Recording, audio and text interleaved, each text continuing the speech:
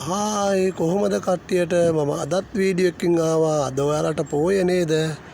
බලන්න අපිට තියෙන සැර පෝය අපිමට වැඩ. කමන්න හැමෝටම මේ දේ ලැබෙන්නේ නැහනේ නේද? අපි දෙයක් එක දෙයක් ලබාගෙන තව දෙයක් අපි නැති කරගන්න ඕනේ. ඒක තමයි අපි මේ ඉන්නේ. අපි ඉතින් මේ ඈත රටවල් වලට ඇවිල්ලා පෝය නැතුව වැස්ස නැවුව නැතුව වැඩ කරනවා. තේරුණාද? හොඳයි ඔයාලා දිවිදින්න පොසොන් පෝය කට්ටිය දන්සල් ගියාට කමන්නේ. දන්සල් වලට යන්න පරිස්සම කියන්න. තමන්ගේ වාහනේ ගියත් පරිස්සම කියන්න. පරිස්සම කියන්නේ අවධානය, ඩ්‍රයිවර් මහත්තයාගේ අවධානය. ඩ්‍රයිවර් මහත්තයා නිතරම හිතන්න ඕනේ යන කට්ටියත් එක්ක. තේරුණාද? යන කට්ටිය ගැන හිතන්න ඕනේ.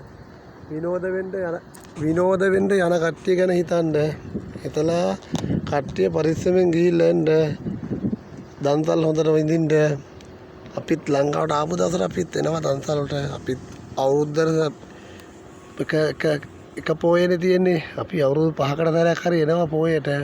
පේනවාද ඈත තියෙන බෝගහක් දිලිසෙනවා. මෙහි බෝගස් එහෙම තියෙනවා. හොඳයි පරිස්සමෙන් යන්න ගිහිල්ලා එන්න. හොඳට දන්සල් කන්න පරිස්සම් වෙන්න සියලු දෙනාම. අනතුරු ගොඩක් වැඩි වෙනවා මේ දවස්වල. බායි. දෙයිපීටයි සියලු දෙනාම.